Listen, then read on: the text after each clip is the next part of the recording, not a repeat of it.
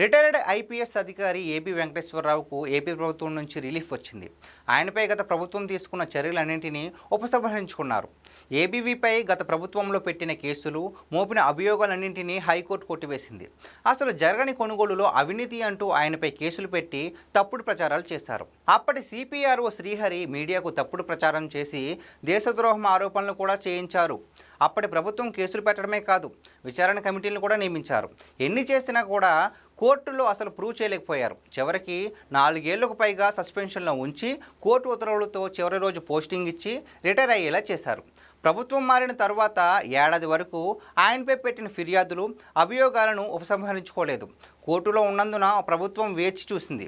ప్రభుత్వం అన్ని కేసుల్ని కొట్టేయడంతో తదుపరి అన్ని చర్యలను ఉపసంహరిస్తూ ప్రభుత్వం ఉత్తర్వులు జారీ చేసింది. దీంతో ఏబీవీ సూపర్ క్లీన్గా తేలారు. అయితే ఆయనను టార్గెట్ చేసి జగన్ రెడ్డి వేధించారన్న విషయం మాత్రం స్పష్టమవుతుంది.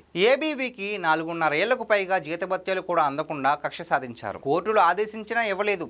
చివరికి కొత్త ప్రభుత్వం ఏర్పడిన తర్వాత పూర్తిగా చెల్లించాలని ఉత్తర్వులు ఇచ్చారు.